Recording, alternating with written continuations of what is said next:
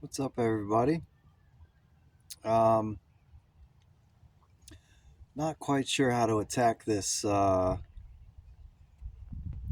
video without sounding like a arrogant fool. But I have,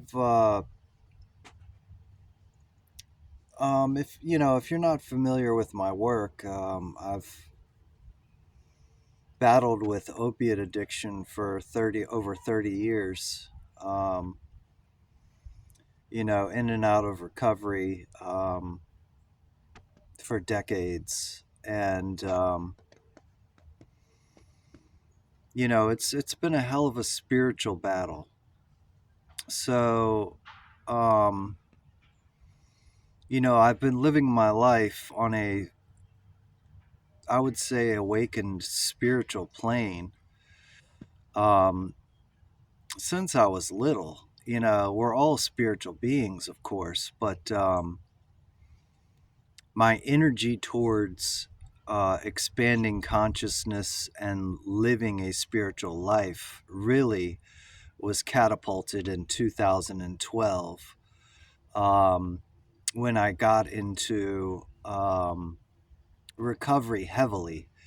Um, and that was via the Healing Place in Richmond, Virginia, which is a very intense um, recovery community where you live in the facility and with about 100 other men. And it's very intense. They send you out to meetings. You have to find your own transportation, or you walk to meetings many times. Um, and if you're not going to meetings, you're sitting in a class in the building. You have to get a sponsor. You have to work through the 12 steps. Typically, it takes about 9 months to complete the program, and to become a graduate and alumni of the program takes well over a year. You have to go through their transitional housing, and then you get your own place, and then you can apply to be a full alumni, which I am. um, I completed the program in 2013 is when I got my alumni status.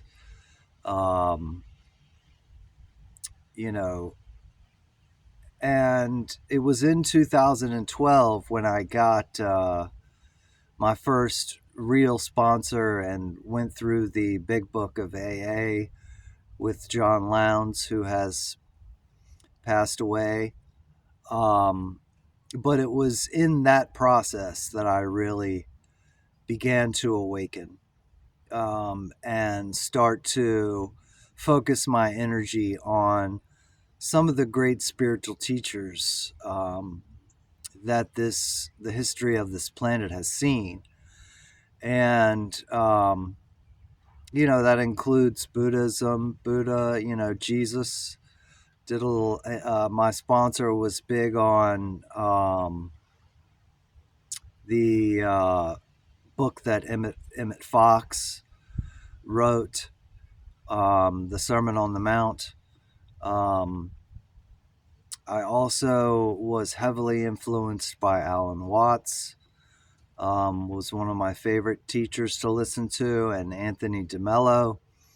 Um, his awareness talk was just a huge, huge awakening for me. I will never forget when I discovered Anthony DeMello and his talk that I found he did on awareness. It was a weekend um, seminar he did that just blew my mind open. I was like in the fetal position in my apartment for 3 days. Like, I was so profoundly affected by that.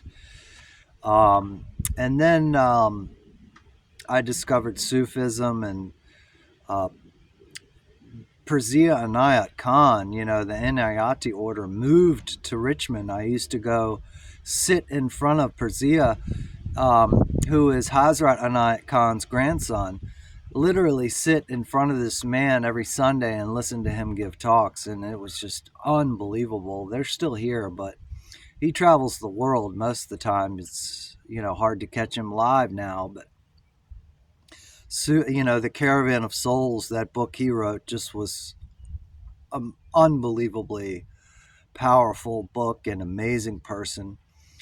And so I'm just giving you guys some of a little bit of my background, as far as speaking, I'm no authority on anything, but I do have quite a bit of experience working with all different types of faith teachers and paths. Okay. I lived in Yogaville. I've done, I've certified yoga teacher training and all kinds of stuff. The list goes on and on. So lots and lots of years of meditation and on the mat. So I've also utilized plant-based medicines a lot. And I believe that, Terence McKenna has been a big influence on me as well. And I understand that hallucinogenic psychoactive substances aren't for everyone, that's for sure. But I do believe that these plant medicines hold many, many answers. And the key to helping this culture and society wake up. And I believe it is those people who are open and willing and able to try and utilize these plant-based medicines will be kind of the spear, the arrowhead of this movement. And so my story that I'm going to share really ties into that. And at this particular time, I was living at a recovery house and had got in touch with a guy that makes who grows mushrooms. Unfortunately, he's no longer with us, but he was just an incredible person, and he was mailing me mushrooms and acid, and he was a great chemist too. He mailed me some DMT and some changa, all of which I had incredible experiences with. But this particular night, I had ate some really good, clean LSD that he made. And, my intention of that trip was to really discover how we are going to break through and out of this matrix that we're living in. And for some reason, I was pulled to this particular video that had spoken to me by a woman named Shoshana Zuboff. And Shoshana Zuboff's work is directed around what she calls surveillance capitalism. She wrote a book that I believe is going to help wake up the masses. And some people have called this book as influential and as important as Marxism. And I agree. I tend to agree. I think it's going to be extremely important and powerful towards waking people up to what is going on right now in not just America, but the world. There is no such thing anymore as privacy. Okay? When you look at all of the devices, the smart devices, what she calls the Internet of Things, not just your phone, your TV, all the smart devices. Now it's your car. Now it's the flock cameras. It's absolutely everywhere, and there is no such thing as privacy anymore. And so, I'm watching this video. Look it up. It's called Surveillance Capitalism. It's a talk she gives on, I believe it was the VPN network. But check it out. I'm watching this video, just tripping on acid so hard, just peaking, and with a friend of mine. And at a certain point in that video, something clicked. I can't say exactly what it was, but it clicked for both of us. Me and my friend just started jumping up and down, like yelling, "Oh my God, do you see it?" We both saw it at the same time. And what we saw was that what they are using now is the phones. The phones is what's keeping everybody enchanted and spellbound, hoodwinked, and trapped into the matrix. Okay? And this may sound crazy, but you can say it's conspiracy theory all you want, but this is exactly what's going on. This is the truth with a capital T, people. And in order to break away from the spell, in order to disconnect from the matrix, we are going to have to let go of the phone. That's the only way to do it. I'm telling you. And so how the heck are you going to do that? Because everybody is connected now. Everybody's in the grid. Are we all going to have to move off grid? How does everyone move off grid? That's impossible. Well, this is what I saw, okay, is if we all come together, so theoretically, we can all be connected at the same time to technology through the phone. If you look at the iPhone, the I stands for ego.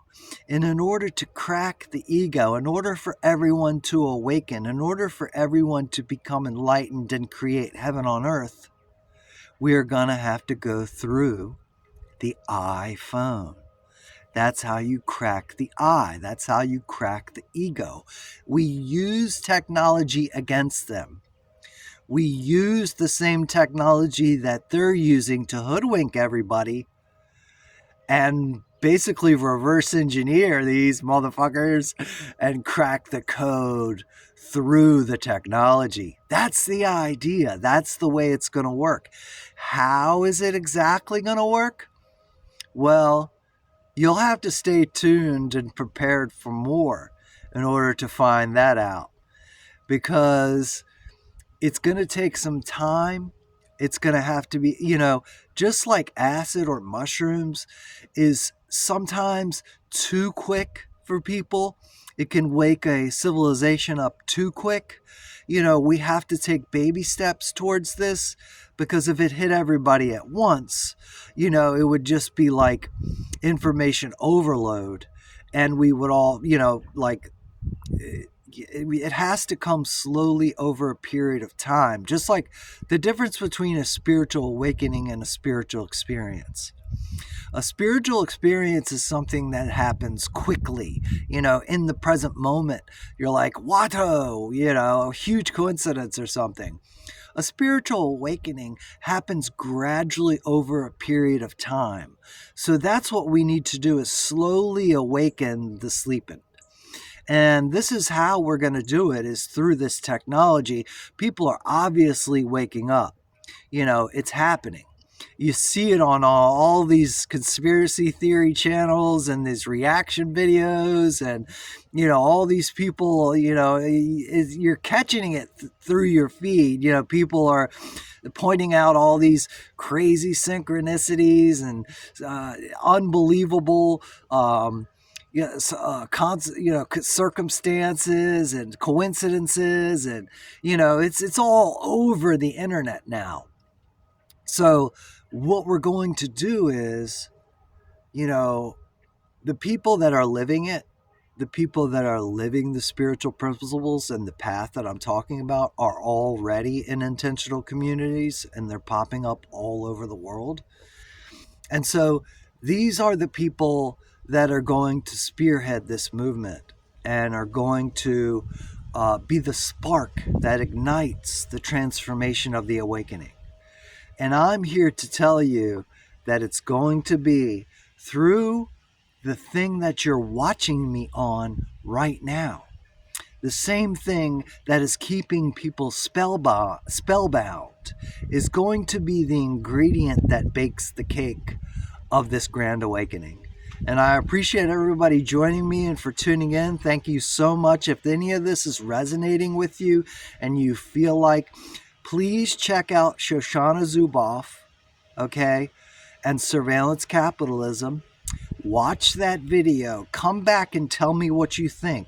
Because keep in mind, this was back in 2006. I forget when her book came out. I read the book. I listened. I didn't read it. I listened to it. It's 1,200 pages on audiobook, but the video is only 30 minutes. So go check it out.